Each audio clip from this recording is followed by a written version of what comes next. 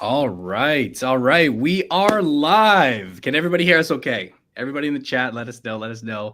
Welcome, everybody, to the Blossom Live session. My name is Brandon. I am your host, moderator for today, if you will. But we are joined with a very special guest that I don't think needs much of an introduction. But we're sitting down with Dave Chilton, Canadian best-selling author, ex-Dragon on Dragon's Den, and what I would consider just a legend in the Canadian finance space. Dave, Mr. Wealthy Barber, thank you for joining us today. No, truly my pleasure. I don't do a lot of interviews anymore, and I'm happy to get involved. Enjoyed speaking with you about this and like what you're doing. So it's all great. Love your hat, by the way. Very You know, fashionable. yeah, it's chilly over here. I was thinking about turning on the heater, but then there's like a sound, so I like to stay Your warm. your artwork in your room is about on par with mine. That's kind of a Dave Chilton layout art-wise. I like it. Yeah, not a lot in the Just walls. the splash of paint. Yeah, exactly. Well, it truly is an honor to have you here, and Thank you. yeah, I've selfishly been looking forward to this chat. I know our community is very appreciative to have you here, Dave.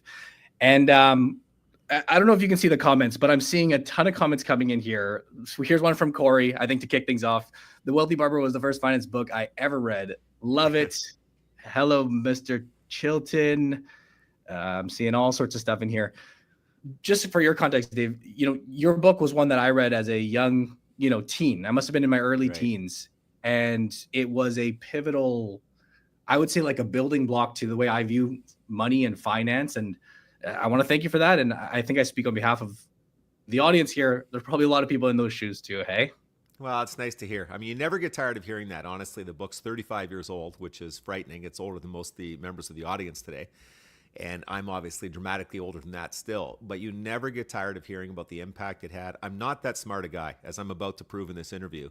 So the fact that I lucked into one good idea when I was young was a huge blessing. And I'm glad that the book has had the kind of impact on people's lives that it has. And it's been wonderful. All good experience. I don't have a single negative comment about the ride. wow. Well, I can't wait to dive into that today. And for the context of this session, everybody, I've essentially broken things down into three major camps. I want to start off today talking about some general finance related questions. I want to pivot into more or less investing related questions. And Dave, for your Right. context, Blossom, the app, I'm the co-founder of, and that a lot of the attendees are here from. We are an investing app for DIY investors. And I do want to talk a bit about the book too, questions from the book. Like you said, it's been so long since then, Yes. and I have all sorts of questions related to you. Actually, a lot of the questions were sourced from our community, and I have That's them all great. printed out. I came prepared. No, that's But great.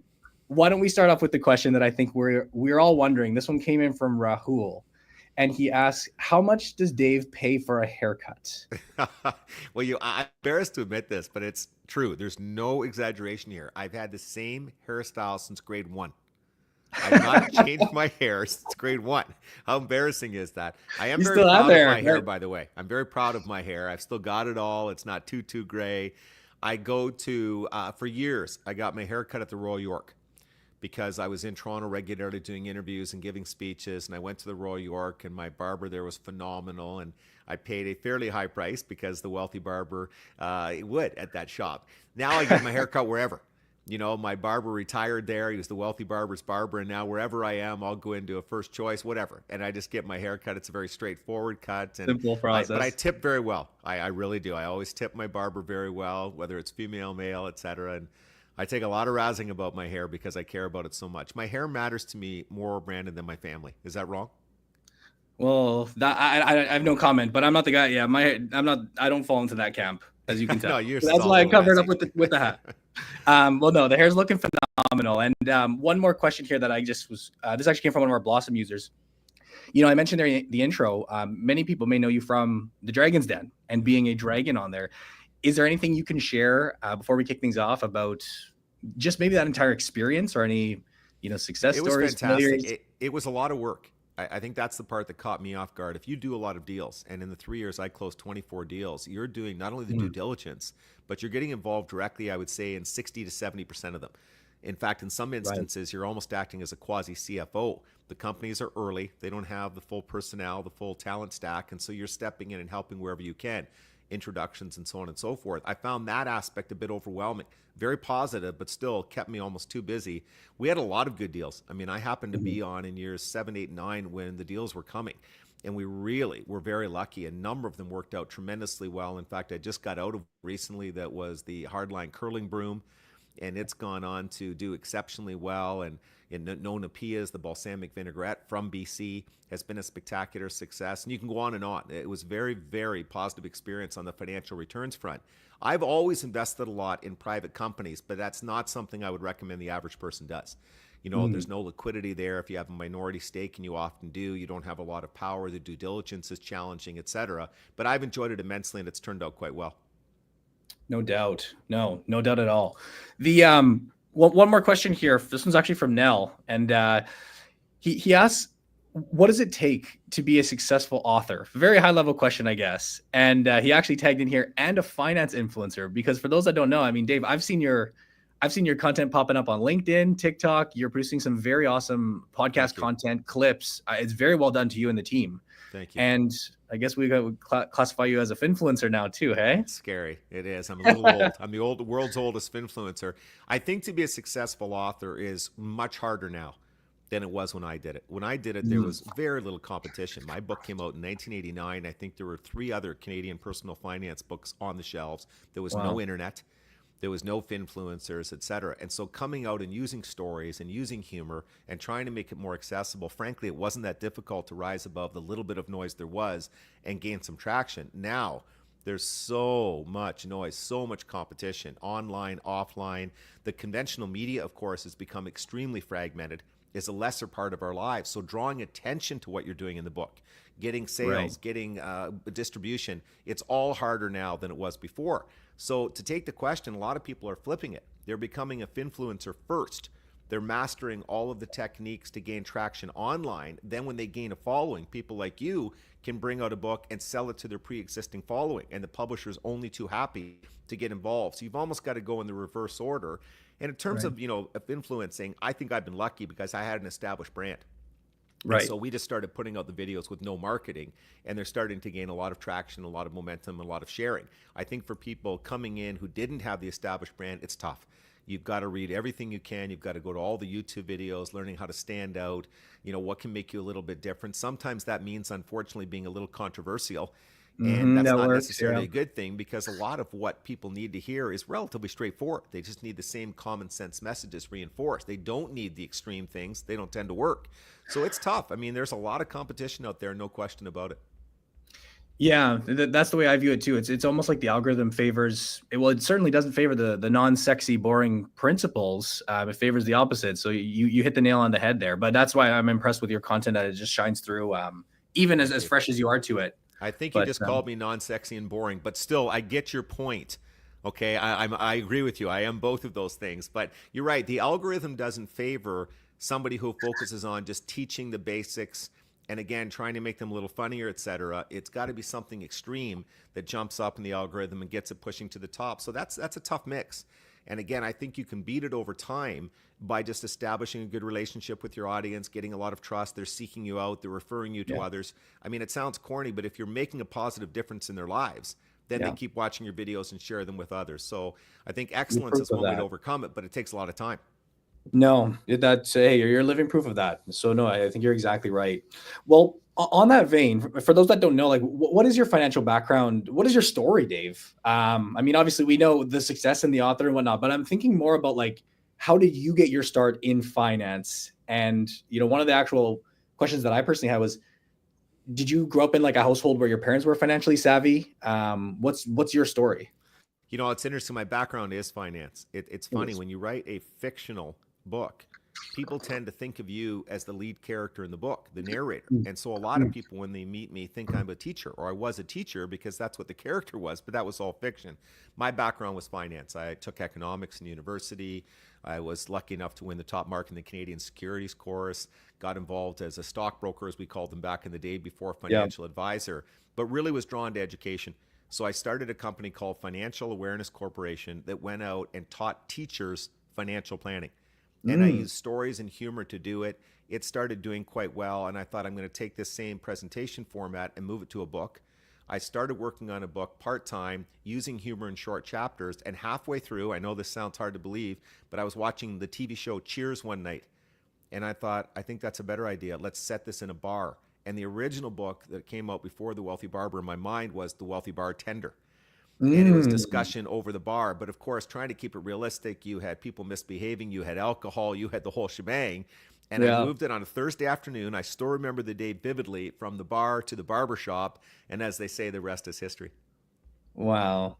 Well, I'll be looking very young with this answer with this, but I don't know what Cheers is. I don't know that show or that's You do look young. Yeah, it was a hugely popular show in the 80s, set in a bar, comedy. And again, very much involved dialogue and stories. And the bartender, I thought, was well positioned to dispense financial advice. And I was trying to, of course, take the intimidation out of the subject and yeah. trying to have the characters ask the questions that I knew the average person wanted answered. I think a huge advantage I've had over the years over a lot of other authors and educators is financial planning. I've sat across the kitchen table from so many people and worked through their finances. You can start to learn what works in real life that didn't work with Hmm. other people, and how to mold things and tinker and tailor, et cetera. And that all really helped with the book. And then the other, I think, very, very interesting aspect of the book in terms of its development was I market tested it a tremendous amount. And most Mm, people still to this day don't do that with books. And so mm, I wrote the book, the first 4 chapters, and I sent them out to all the guys on my slow pitch team. And when I say sent them out, by the way, remember there's no email. I had to right. actually print off copies and hand them to them and say, read this book. Let me know what you think. Yeah. You know, they were Yeah. representative of my That target immediate audience, feedback. Yeah. basically beer drinking illiterate Canadians. And I gave the 4 chapters to them and they all loved them. And Yeah. they also came back and said, I didn't quite understand this. Or why didn't you also talk about this? And I thought, this is a fantastic learning experience for me. What can I Yeah. add? What flow can I change, et cetera? And I started incorporating the questions, suggestions, comments from all of the target audience members. And to this day, that's how I write. I wrote The Wealthy Barber Wow. Returns with tremendous testing. I'm doing the redo of the original Wealthy Barber with a lot of testing. And I think that's one of the reasons, if not the major reasons, why the books have gone over so well. That's such a valuable piece of info, and it's funny because I liken that a lot to with our app and our startup. We follow a methodology. It's the lean mentality, almost like a lean Right. methodology, It where is. you're It's the just lean getting that. method that applied It's to books as opposed to a tech company. That's so cool to And see that it applies to books just as well as it would a small business or a manufacturing operation. It's the same principle, hey? it is. And you look at what you're doing, you're lucky to have direct comments and feedback coming from your users all the Very, time. yeah, And that's how correct, you're constantly improving your offerings, learning what to highlight, et cetera. No correct, different in terms of what I did. And I right. think it really made a difference. I'm shocked, by the way, based on the success of the books and the fact that I've been pretty open about how I did it, that more authors haven't gone that route. The Right. challenge is it's so much more time consuming. There's Mm, many more rewrites involved. You've got to wait for people to get back to you, et cetera. I would argue it's worth it, but I yeah, do agree it takes a tremendous amount of time. Interestingly, a lot of authors, funnily enough, are really a step or two removed from their audience. I mean, they're the experts and they have trouble coming down to their target audience's level because hmm, they're so knowledgeable, they don't really know what the audience does and doesn't know. I was lucky again from doing so much financial planning to have a fairly good feel for that, but the testing put it over the top. It was that right. feedback that made me go, okay, I can learn a lot from the audience. They can learn from me, but I can learn from them too. And we really came together and formed almost a partnership in writing the book as a team. I didn't Right. give them any money. All right, let's not be foolish Yeah. here. I shared no royalties with them, no profits with them, but the test group was vital to the book's success. That's so true. That's so true. Well, you mentioned a couple things earlier. In particular, it was about, back in the day, when you talked about being a stockbroker, and it got me thinking, like, you've been in this game for so long, Dave. How have you seen things evolve, change over your, 35, give or take, years of being in the industry and being in the space? Uh, how have things changed? And more importantly, do you think now for like the modern day investor, finance person, is it better or worse than it was before? I would argue it's quite a bit better now for the person who wants to do DIY and put the effort in.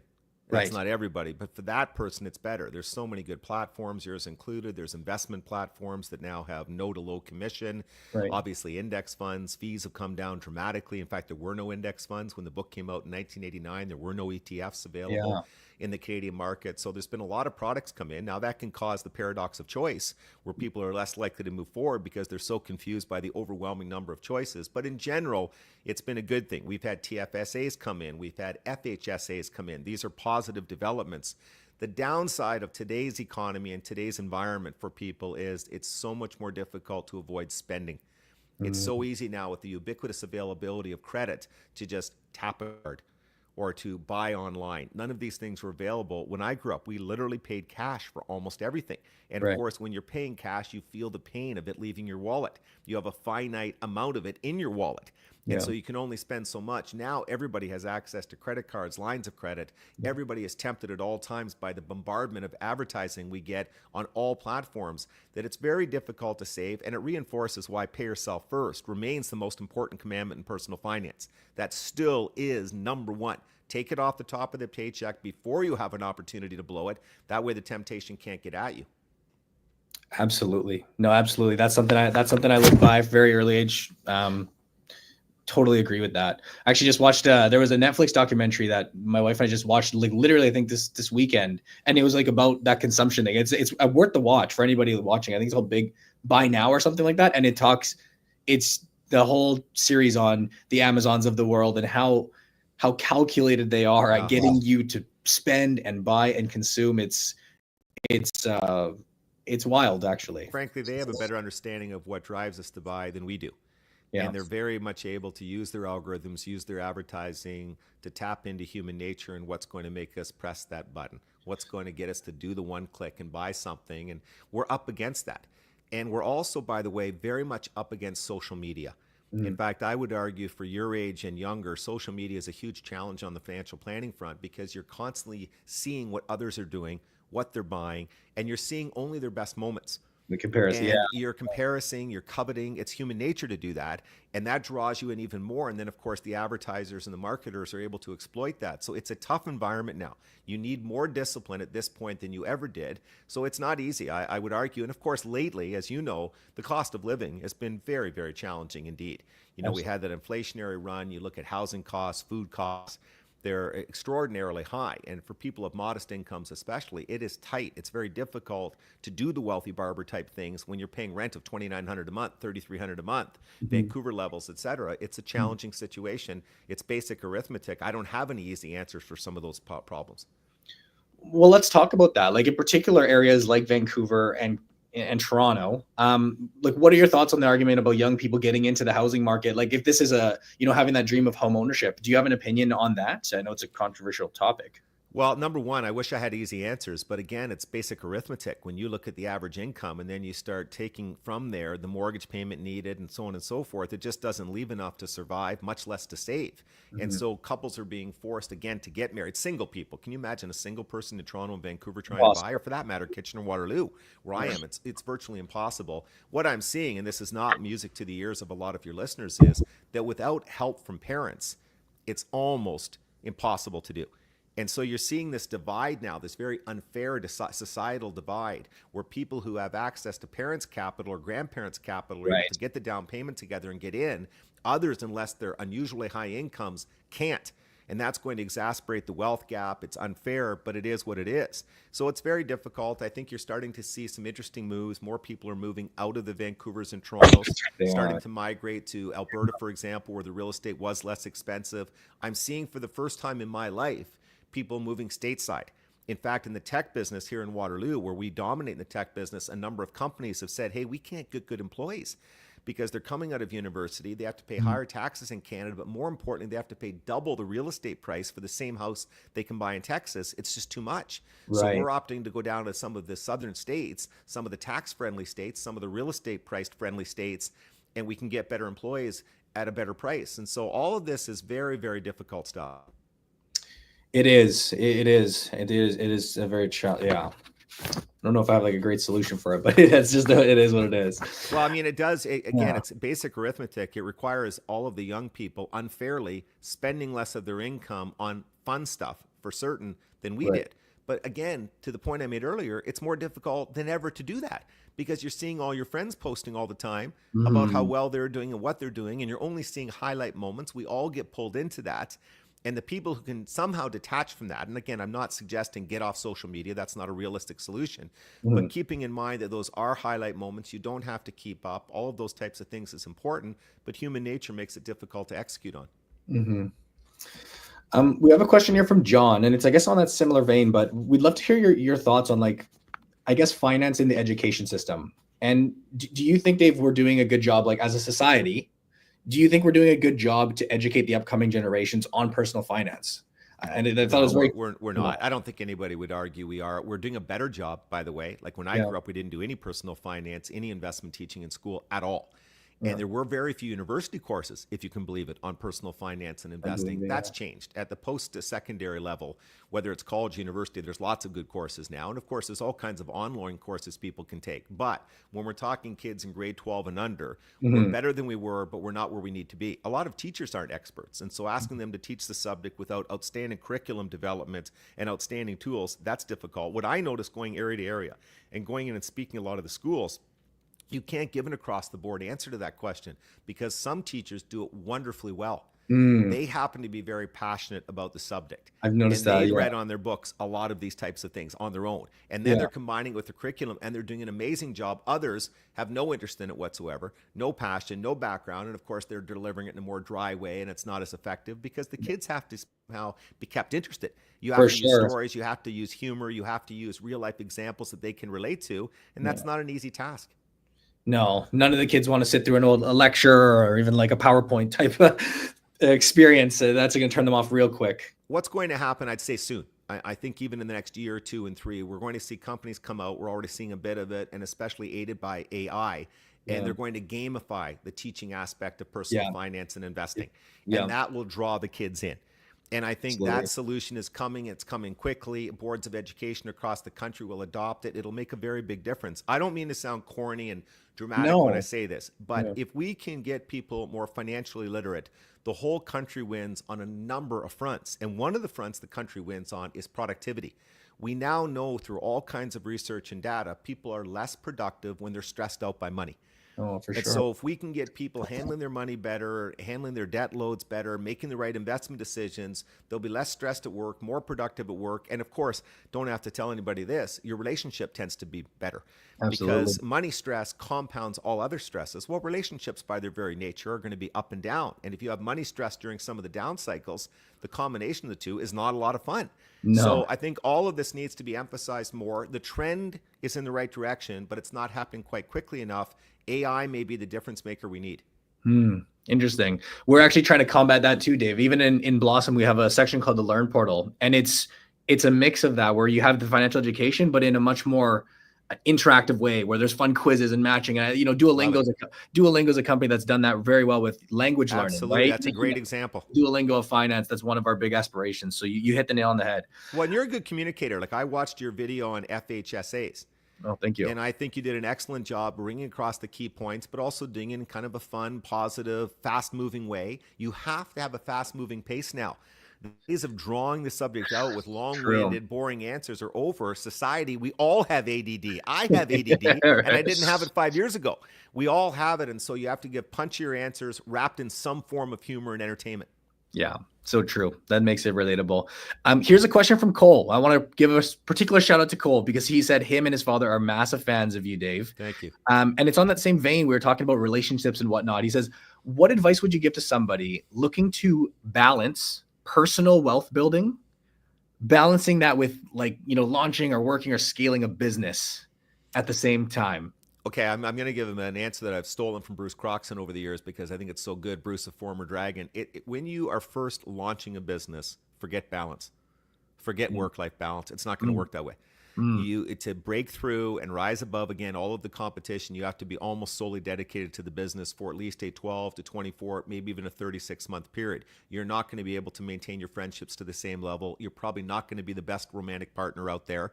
So as long as you're open about that, you communicate it, everybody buys in and understands, they know that there's a big reward at the end of that effort, usually, not Right. always, Yeah, and yeah. that maybe it'll lead to a better lifestyle and you can more than make up for the fact that these 3 years have dominated your lives and pulled you in that direction. But boy, I've launched a few businesses in my life and I do not know how to balance what that takes with the rest of your life, but very effectively. It is difficult. It's all consuming to some extent. And even, by the way, when you do take a break and you go to a movie or you're out for a walk, you tend to be thinking about the business and overcoming its challenges. And as you know better than anybody, you're always thinking about the marketing. So even when you can get detached a little bit from some of the day-to-day problems or operational issues, in the back of your mind, you're always thinking, how do we get more attention? How do we grow our follower base? How do we grow our user base? It's never These are, shutting off. it never, and it's fun and it's exciting, but it is also a little bit unfair to the other people in your life.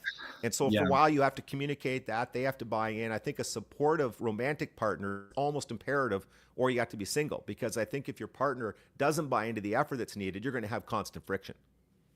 Wow. My wife at the Yeah. time that The Wealthy Barber came out was a 10 out of 10. And I have said repeatedly, without Sue, there would have been no Wealthy Barber. And Right. certainly when it hit the market, wouldn't have done nearly as well as it did, because it required tremendous numbers of interviews, speeches, travel, etc. And that took me away from the home. And she embraced the whole thing, did a wonderful job, and was a huge, huge part of its success. Well, there's a cold hard answer, and I appreciate that from experience. Wow, I think Cole will like that answer, Dave. One more here before we switch over to the actual investing related Sure. questions. What would you say is the biggest misconception, just in general, that people have about money and finance? I know the answer to this question. This is not an opinion. This is a fact. The biggest misconception in personal finance is that if you start saving a little bit more and then go ahead and invest it, you'll have a less fun, less happy life. And that's not the case. Right. Over and over again, I've helped people to save more money by putting in, pay yourself first techniques and whatever else. And I see them a year and 2 years later, they're less stressed and they're happier. Do they miss a few of the things they used to do? Maybe, but often not, frankly. They adjust relatively quickly, but they feel so much better about the direction they're headed in. They're Right. not on the consumption treadmill where they're constantly competing with friends. So the biggest misconception is that there's a huge sacrifice involved in starting to save a little bit more. You actually benefit not only financially, but often emotionally, relationship-wise, and in every other way. So that's certainly one. And the second one would be that people think this is more complicated than it is. Most of the best investors I know are just really using index funds and staying very patient over decades and letting things work themselves out, and they don't get too involved in good times and bad times of overreacting. It's not that complicated. In fact, I would argue some of the best investors I know spend, are you ready for this, about 5 minutes a year managing their money.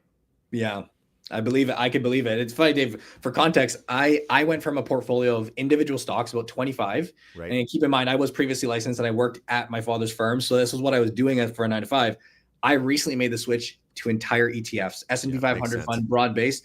And that's, I can, what you're saying, I can now preach from the hills, because that's not an exaggeration. That 30 minutes a year, like that is, yeah. I mean, to Right. each their own, right? But there's, the math and the odds are in your favor investing in such a way, and then there's just the lifestyle and peace of mind that comes with that approach that just can't be overlooked. And when you say the odds in your favor, we have to be clear. It's not kind of 80% versus 20% odds. It's 98% versus 2% odds. Almost Right. nobody can outperform the broad market over the long term.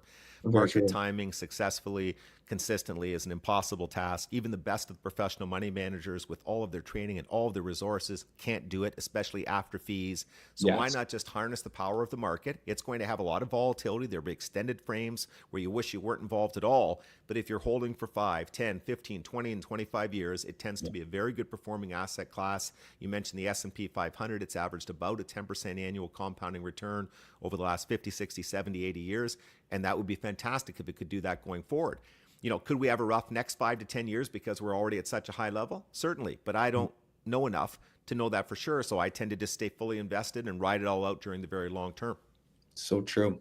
Well, we actually had a question on that, and why don't we jump straight to that? Let me see if I can dig it up over here. This one comes from Bread Maker, one of our users. That's the name, Bread Maker. So shout out Bread Maker.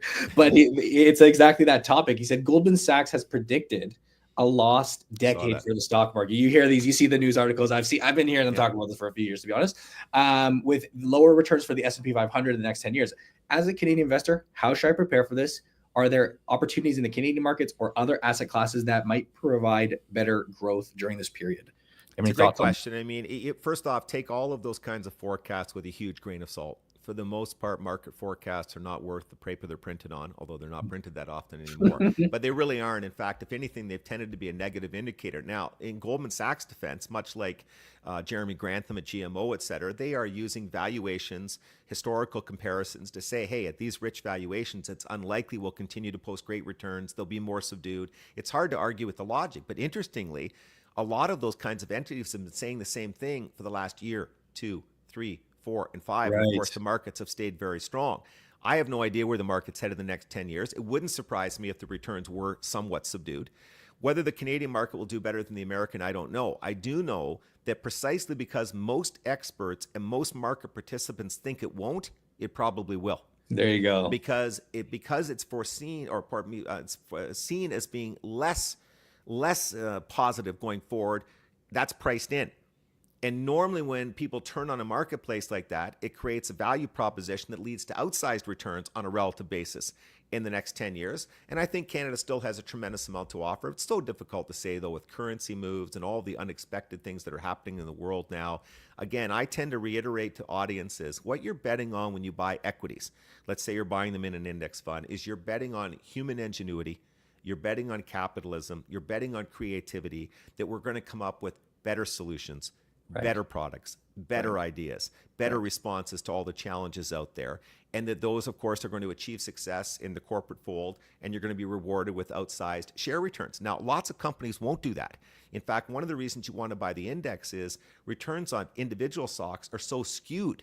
Many don't do well, but the ones that do well tend to be spectacular returners and pull the portfolio return average up dramatically. You can't miss them. So as I've said often, don't try to find the needle in the haystack, buy the haystack. Buy the haystack. And that's what the index fund does. It makes sure that you're involved in the NVIDIAs, in the old Microsofts and Apples, et cetera, that can have such a positive impact on returns in a portfolio. That's right. Well, do you think, on that topic of discussion of stocks versus ETFs, index funds, do you think there are people that should be doing stocks? Like, who should be doing that? If you had to say the vast majority of people are just default to index funds. On Blossom, by the way, index funds are like our most popular topic. So that's a very unique trait about our community, is that people actually like them. So they'll be happy to hear your answer, regardless of what it is. When I started out, I had the Canadian Securities course. My background was all finance. I'm definitely a geeky guy. Like, I study nonstop. And I felt that if someone wanted to put in all the effort all the time, they could outperform the market. After doing this for 40 years, literally 40 years, but also keeping track of people's performance, using the old VestTrack software, now, of course, it's available online, my answer is almost nobody seems to be able to outperform the market. Right. I meet so few people. I would argue you're going to have a couple through luck that happen to be in the right place at the right time. They had a very concentrated portfolio, and one or two of the securities rose so dramatically that it led to outperformance. But that's not something we can duplicate. In fact, they can't duplicate it. They have a run of outperformance, but that run comes to an end and it no longer goes forward. I have seen, I will say, I must admit, a few people consistently outperform in niche areas. Probably the best example is Canadian small cap. And so these are people who are spending 6-7 hours a day studying this Canadian small cap universe and are able to use very solid due diligence and find some gems. They'll also find some failures, but their overall portfolio return is good. But let's be honest, the vast majority of people aren't doing that. They don't have the time, nor do they have the skill set to do that. And those investments tend to be quite illiquid. They can be volatile, so it's not for everybody. But I will admit I have seen some people outperform doing that. I've seen very few people, for example, invest in the American market and outperform the S&P. Very few. So I'm becoming more and more, hey, index funds aren't perfect again. They'll be volatile. When markets are tough, they'll go down. But I think for most investors, they're the best, most effective way to play the equity markets. Absolutely. And especially not like for the average person, especially for beginners. One of the questions I hear is, what's the best advice for beginners? By nature, when you're a beginner, like you said, you may think you got some edge. You're far from it. And you used a great word there. Edge is a great word. The markets are quite efficient. There's a lot of smart people on both sides of every trade. What do you think is giving you the edge? Now, again, in Canadian small cap, I've had some people give me a very good answer to that. They said, here's my edge. And I go, okay, that makes some sense. But the vast majority of us don't have an edge. And of course, new investors don't. You were talking about beginning investors. A pattern I see over and over again is simplicity on the far side of complexity. What do I mean by that? Well, we get young investors coming in and they use index funds because they've read positive things about them, but they almost get bored with them. And they learn more and more about the markets and think, I'd rather buy some individual stocks. It seems more fun, more exciting. I'm hearing people online are having success, and they take a part of their portfolio over to individual stocks. Then years later, they realize they've done very poorly relative to the index fund, and they go back to the more simple approach of the index funds. That's a pattern we see a tremendous amount of. Yeah. Well, hey, that's from coming from experience, right? And it's the thing, you're a new investor. You're getting into this for your first, second, third year, and that's a natural tendency you aim towards. But you're saying you've seen that. You've seen that over your years. Over and over again. And I wish that so many younger men, kind of 35 and under, we're all driven by testosterone at that age. We're very much risk embracing. And True. we're seeing too much of that play out with stock market performance and the way people are investing their TFSAs, et cetera. And I just did a video about that. It's frightening. And by the way, I'm not trying to be sexist against men, but the data clearly says this is a male problem. Yeah. Females are not doing this meme stock trading and crypto trading, et cetera. Yeah. This is men doing it, and they're doing ridiculously poorly. In fact, if you look at some of the data from south of the border, some of the data that's come out of some of the trading platforms, you go, can they even be doing that badly? Like, I knew they would do badly, but it seems impossible. They're posting returns that poor. But I think they're craving excitement. They're looking almost with a gambling type idea at all of this. And so they're getting involved. And then, of course, eventually they lose a fair amount of money and hopefully stray back towards a better approach, the index fund approach. But yeah, that's a common problem nowadays. It's interesting. Like I personally have a high risk appetite. That's my nature. Right. I'm a man and I like doing things. And what I think I've done well is I've never brought that attitude into the stock market, like with my investments. So I have I'll do my sports bet and I'll go to the casino here and there. I'll have my fun. But for whatever reason, maybe my dad, the way I was brought up, my investments have always been that boring place. And I'm happy with that. And I wish that was the case. You know what? Congratulate your dad for me because he did a good job. That's exactly right. If you have that kind of mentality, and I have a little bit of that, by the way. Yeah. Don't bring it into your investing portfolio. Do it in the outside world, and it can be with high-risk sports. It can be with a little sports gambling, of course, that has to be within your budget because I'm seeing too much sports gambling spending too. But I think your dad has the right idea. Don't bring it into your portfolio. One of the problems is, of course, the power of compounding, and it's the early years that are so crucial. It's the total amount of time. So if up until 35 you're taking excessive risk and having major setbacks, the opportunity cost there is absurd because of the foregone compounding. So those are the years you should be just building slowly, riding out the markets, putting up with your ups and downs, but trying to get your 8, 9, 10% if you can. That's lofty, but let's say 8%. That's fantastic. But too many people are reaching and not putting up good numbers at all. So true. Question here from John. He asks, is it better to invest a lump sum or dollar cost average the same amount? One of the most common questions I'm asked, and I think at my age, I'm older, I'm in my 60s, a lot of people are coming into inheritances or they're selling a business. And so you're seeing lump sums come into people's lives. At John's age, I assume he's more part of your audience, which is a little bit younger. It could be anything. He could have been at a tech company and come into a bit of a windfall when the company's gone public, or he could have had money given to him by parents. Do you take this money, let's just throw out the figure 100,000 and put it in the market all at once, or do you put in 3,000 a month for 33 and a third months? That type of question. Well, it's interesting. Based on historical data, you're normally, but not always, about 2/3 of the time, you're better to have put it all in. Why? Right. Very simple. The market is the number one performing asset class over most extended frames. You want to get the money into that asset class as soon as you can. But there is 1/3 of the time you wish you hadn't done it because you happen to have a bad sequence of returns. You put it in right before a major correction, and you may have been better off to dollar cost average it in. I think beyond the math, though, psychology plays a major role here. A lot of people are more comfortable easing it in. Yes. And therefore, they're less likely to panic during a downturn. In fact, they might even celebrate and say, great, I've still got most of the money to come, and it'll be buying at lower prices. And they'll stay with their plan. They'll stay with their program for the long term. So there's no one right answer for every time or every person. But in general, you're better to put it in. But I don't have a problem with people easing it in relatively slowly. What I have noticed that I find fascinating is when markets are roaring along, and we've just had this kind of bull market right now, that's when people are most eager to put it in a lump sum. They're optimistic because they're seeing all these great returns. When markets are languishing and doing very poorly, that's when people want to dollar cost average it in. It should be the exact opposite. Right. Obviously, when markets are roaring and they have very high valuations, that may be when you're a little bit more cautious. I don't believe in timing, but if you do want to go that route, then you'd ease it in. So the more confident you are, frankly, the more wrong you're probably going to be, and you maybe should go with the opposite approach to whatever your instincts are telling you. Hey, I agree with everything you said there, Dave. One more question on this one's actually particularly on the RESP, the Registered Education Savings Plan. This one's from Tyler. He says, I would definitely love to hear from Dave how to invest for your children actually outside of the RESP, which is locked into education. He says, I'm looking for a more directed, by himself type of account that the kids can put in their allowance, side hustle money, and invest and play with it and watch it grow.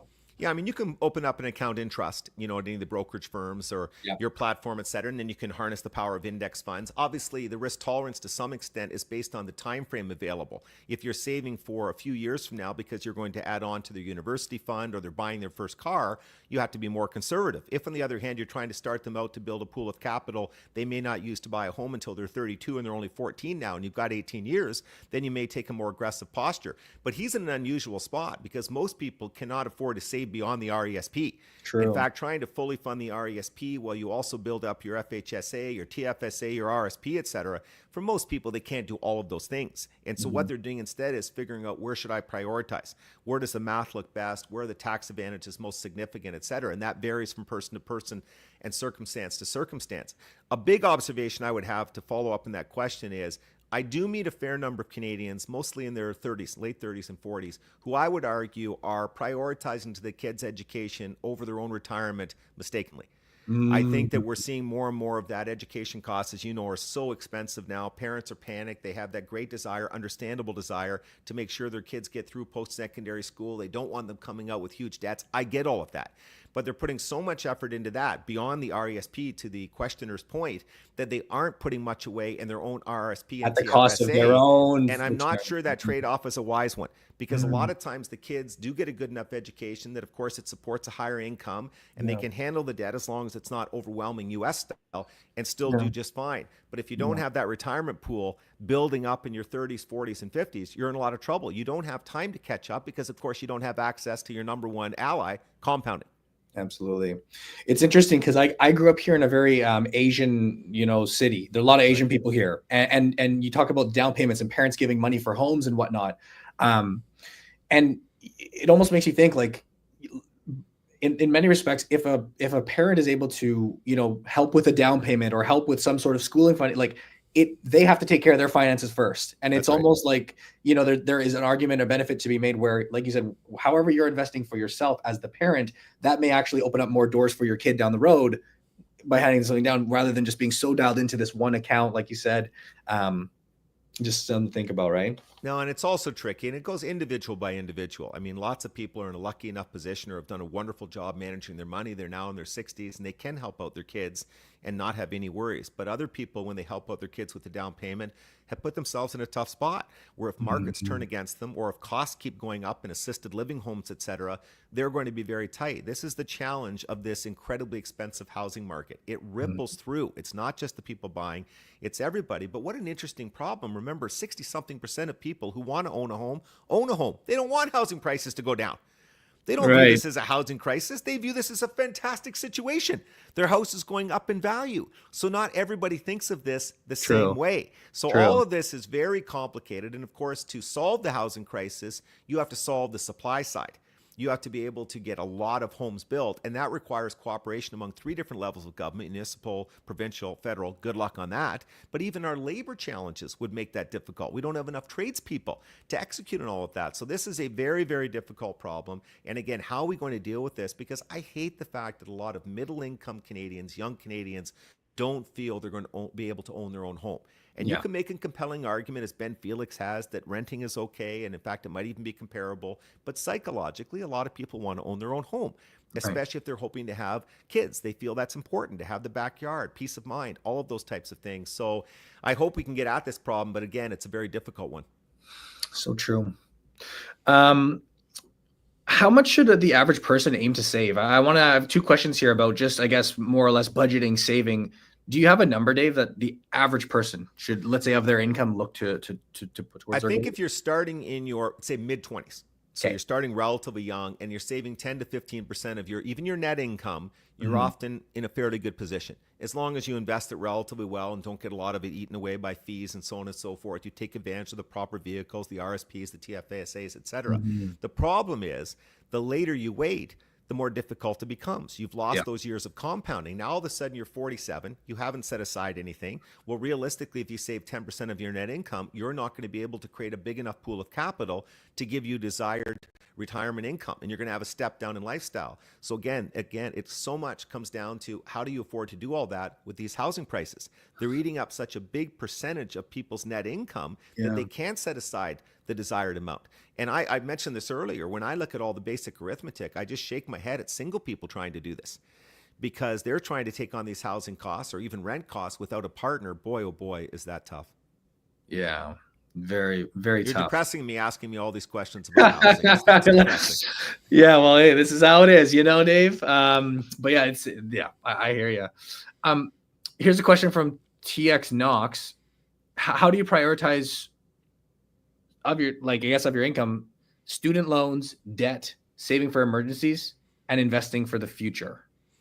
Yeah, that's a very good question. I mean, the bottom line is you're looking for the best bang for your buck, the best after-tax return. If you have debt, credit card debt, for example, and you're paying 22%, that should be top priority, right? You're getting 22% after tax as a return. You're also freeing up cash flow once it's paid off, and you're taking some stress down, et cetera. It's tough to argue with that. There is an exception even to that advice that you hear everywhere. Let's say you're at work and your employer has a matching program with your group RRSP.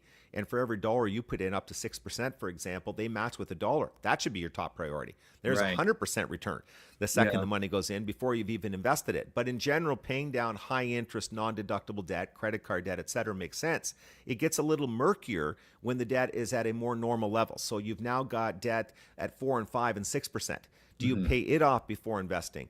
I don't know. That's a very, very difficult decision because you don't know what the market's returns are going to be going forward. In general, interestingly, most people who've done quite well with their finances, have managed their money well, have not necessarily sought to pay off their mortgage early. As long as it's at a reasonable interest rate, they've just managed it over the 25-year amortization period and taken the excess funds and maxed out RSPs, TFSAs, and so on and so forth. That's been the route we've seen done most traditionally.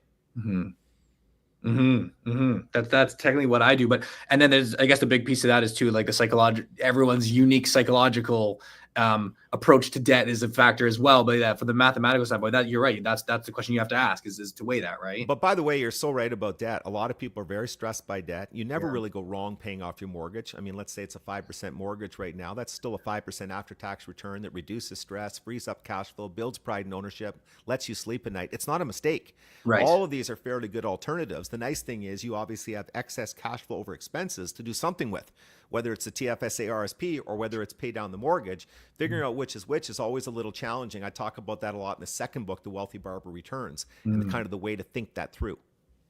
Well, it's interesting that this was I found my Wealthy Barber Return. So this was the one that I dug up here in the office here. So I don't know if I read the first one or this one, but again, it was so many years ago, Dave, that I don't remember the exact one. But why don't we had a couple questions on the book, and Sure. What is the difference between Wealthy Barber and Wealthy Barber Returns? For those They're very different. And to be honest, I think in hindsight, the Wealthy Barber Returns was a poorly chosen title. I did it because, of course, I wanted to tie to the brand because it had been so successful. But I think it confused the public. They thought it was a direct follow-up and probably written in a similar style. They couldn't be more different. The first book, the original Wealthy Barber, the one I'm rewriting right now for current times, is a novel. It's a work of fiction set in a barber shop where the barber, Roy Miller, teaches the younger patrons in their 20s and 30s how best to handle their money. It's very prescriptive. There's a lot of subtle nuances covered off. I really like the redone version. You'll see it in the marketplace in 4 or 5 months, and I think it'll help a tremendous number of people. The Wealthy Barber Returns was a short chapter book, my voice, using a lot of humor and stories, looking at all the things I'm seeing happening out there, the mistakes I'm seeing people make, trying to get them to look at things differently. There was a lot in there about the psychology of money, the psychology of saving, the psychology of investing. So very, very different books. They worked well together, but they didn't have to be read together. You could read the second book without ever having read the first and vice versa. The next book coming out, as I mentioned, is The Wealthy Barber, the original, but redone for current times. So it has all the new products. It has all the ETFs. It has index funds. It has the FHSA. All of it is included in there. And I think it'll be a big difference maker for a lot of people 45 and under. I can imagine. Well, I mean, these products didn't exist at the time you wrote the first book, right? So electricity didn't exist when I wrote the first book. Okay, let's be honest. I'm old, no question. I didn't exist. All of my peers didn't exist. How old are you? I'm 29. So you're 6 years younger than my book, for heaven's sakes. This is embarrassing. That is wild. I got to have a That is nap. wild. And hey, what boggles my mind, Dave, is how impactful these, like, why are these books still in discussion today when they I were written so know. long ago? It's incredible. It It's really is. I've incredible. been so lucky. Like I'll still, when I'm in airports, see the Wealthy Barber Returns at least once or twice in every airport being read by somebody. And I've been on beaches in Mexico where I've seen 5, 6, 7 people reading one of the two books. So yeah, it's great. I mean, it's been so lucky, and what a great ride too. I mean, I've met so many nice people. It's let me travel all over Canada and the States. For a couple of years, Yeah. I did exclusively U.S. speaking, and I had a PBS TV show. But to be honest, I've enjoyed the Canadian speaking and the Canadian touring a lot more. You know, you think of Vancouver, I've spoken out there 150 times probably over the years. I'm lucky to go to Victoria all the time and stay at the Empress. I've been pretty spoiled. You know, Yeah. it's been a great life. And it reinforces, by the way, when you travel a lot, how nice people are, how nice Yeah. Canadians are. We hear How all the appreciative they negatives out are. there.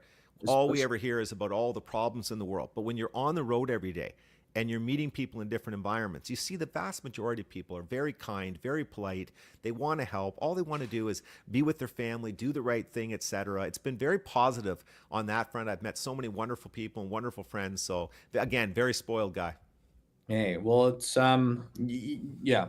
The one thing I noticed about the Canadian audience and just community is, like, we do have this sense, at least when compared to the US, from my experience, this real sense of pride of being a Canadian at the end of the day. Like, we are much smaller and there is more of a community mentality. Whereas in the States, what I've noticed is of people being a little more individualistic, if you will. And that's one thing, whether you're in Toronto or Victoria or Vancouver, you notice that, like, I don't want to say pride, if that's the right word, but there is an energy about that. I agree. And if you think we have some regional differences in Canada, go to the States a lot. There you go. Right? Like in Texas, they don't even consider the other states to be American. Two And different so it's a very countries. different culture. And you're right, more individualistic. That's based on their background. That's a positive too. I think that's worked very well for them. Look at the incredible success the States has had on so many fronts, you Yeah. know, in technology and everything else. And so every country's different in all of those. But yeah, I've loved my experiences in Canada. And, you know, when you're out there this much, you hear so many stories, so many compelling stories about people, even of modest income backgrounds, who've been able to rise above it all and do very well, just doing the Being basics disciplined. over and Yeah. over Just and being, over again and controlling their spending. So when people say it can't be done, they're wrong. At yeah. almost any income level, people can do it. It does require some sacrifice and certainly requires a lot of discipline. And let's be honest, most of us don't have a lot of discipline. That's the problem. Right. Well, that was one of the biggest takeaways for me was, when I worked with my father, and, he had clients for, let's say, 25 years, like literally he had Yep. lifelong clients that he worked with. And, you can see the growth of their portfolios. This person's sitting with a 7-figure portfolio. And I'm like, hey, Dad, what does this person do for a living? And it's just modest jobs, but they've been disciplined the entire way through. Right. And Absolutely. it's They like, stick with the program. seeing that, like, really was an eye opener to me, to help me just, like, really hit home how compounding works when you're able to visualize and see, wow, there's living cases of this. Like you said, it's not necessarily common because people, it's not easy, but No, it it is. isn't easy. But you Yeah. know, it's great thing about compounding, of course, exponential, is that it's slow in the early years. And Yes. so as you apply all the Wealthy Barber teachings in the early years, often you go, "Crepe, this isn't happening very quickly." Dave said someday I was going to be in a very good spot. And now I'm 11 years in, and yeah, I'm doing okay, but the market had a pullback, and this isn't what I thought. But at some point you hit that inflection, and it takes that Yes. big turn up. And it really happens, I think the most exciting year for a lot of younger people is when one year their investment returns are bigger on an absolute basis than what they've put in, than what they've Yeah. contributed. So they Right. put 7,000 in their TFSA and maybe a couple thousand in something else, but their portfolio's gone up 12 and 15,000. Right. That's the year a light goes on for a lot of people and they say, "Wait a second, I get it now. My Yeah. money is truly making money." And they Yeah. see what the compounding can do. The key thing is, can you stick with it during the inevitable tough times? You're going to have the much of 2020s caused by COVID. You're going to have the odd credit crisis. Markets Yeah. don't go straight up. There's a reason you're paid this return premium, because you have to put up with the volatility and the risk. One of Yeah. the best ways to do that is to stay detached. And so a lot of the best investors I know are kind of clueless. My father's the best example. This guy doesn't even watch the markets, but yet he just stays with the funds, the index funds over the long term. He's not going to get emotionally involved and make a bad decision. He doesn't even know the markets are down. Not a Yeah. bad way to go. Yeah. I'm just seeing a couple comments here. I don't know if you can see the comments, Dave, but on that topic, so we had someone saying, "I can't wait for the rewrite. When is the book release?" Which I think you might have said it there, but I even missed it. I think Joy says, "I'd love to see you at the Blossom event. That would be awesome too." Very awesome. And here's one that Matt asked: what is the most important chapter or lesson that you want people to take away from your book? So I The know book I just is, spammed. I'll throw it all out. I mean, I'd Yeah, I'll love to just come to spam events at some point. It'd be nice to meet everybody. I would enjoy that. The book is going to be out, I think, in April, May. And I put a tremendous amount of work into it. It's been tested. I think people are really going to like it. And again, the novel format with the humor and the shorter chapters, I think people will embrace. The It's gonna be most important incredible. message for sure that I've always pushed is pay yourself first. There's no doubt about it. And so when you are out with me and I'm on a tour, that's what people come up to me and talk about most is that, Dave, I read your book, and yes, you may have pushed me toward this and you've analyzed insurance needs and helped me in all that, but you taught me to take the money off the top of the paycheck directly out of the bank account before I had a chance to spend it. Yeah. And that was what was really the big difference maker for people. So that remains my most important teaching. But in the new book, we cover off everything. I mean, we are looking at a lot of different subjects. We obviously take a deep dive into index funds. We look at RSPs versus TFSAs, all of those types of things. And again, it's all covered off in language that anybody can understand because it's been tested with a mass audience already to make sure they understood it. So we're not going to the market hoping for the best. That's already done. Well, this was a question I had just selfishly wanted to know. How many hours goes into writing a book if you had to quantify it, roughly speaking? I'm sure you don't track them, but no, but you'd be shocked. I mean, it took me about 11 months to write the first book, working full time, so 40 hours a week. The second one took me about the same, maybe 10 and a half months, 40 hours a week. When I wrote the second book, I did no speaking, nothing. I dropped right out of sight for that whole 10 and a half month period. Wow. And the third book has been as long. I was saying to you off air that when I first started writing The Wealthy Barber over, I thought it would be a plug and play. I'd make changes based on all, couldn't do it. There's been so many changes over the years that started looking very stilted and very forced. And so I just started right over. I renamed the characters. I brought a new immigrant in. I did all kinds of things to bring it up to modern times. It's much more flowing doing it that way. But of course, it's been much more time consuming.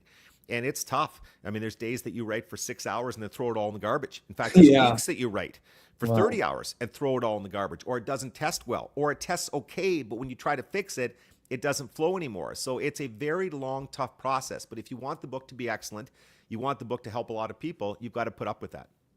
Well, I know it's going to be worth all the hard work, Dave. It's going to be worth it when it does come out, because I personally, I'll be grabbing it the day it comes out, and I know our audience, I'm just reading the comments here, I think they all will as well. But we're coming up on the hour, and I very, very much appreciate and enjoyed this discussion, Dave. Yeah, so did I, Brand. You're a good interviewer, and I like what you're doing, and congratulations. You also seem like a very nice guy. You seem like a very positive person.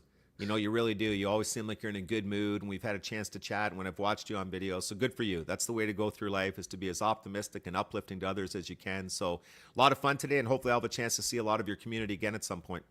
We'd like that. I know everyone else would. And yeah, for those in the chat, guys, where can we find you, Dave? I know actually I'm following you now on Instagram. I've seen LinkedIn, website. I think you guys just did a nice refresh launch, and it looks awesome. Where would be the best place for people to stay up to date with you guys? The website where we have all the videos we're creating is www.thewealthybarber.com. Yeah. And then all of our handles, Instagram, LinkedIn, Facebook, they're all The Wealthy Barber. And there are a lot of people out there knocking us off, unfortunately, especially on TikTok, a lot of fake accounts. So make sure you go to The Wealthy Barber. And the good news is we're not selling anything. Like the imposter accounts, yeah, there's so many imposter accounts, but we're not selling anything. I'm not trying to get people's names. We're not trying to do anything like that. We don't have any kind of referral programs. It's strictly to help. And so we're putting out a lot of videos. Again, they're very short. We use humor in them, and I think they seem to be resonating.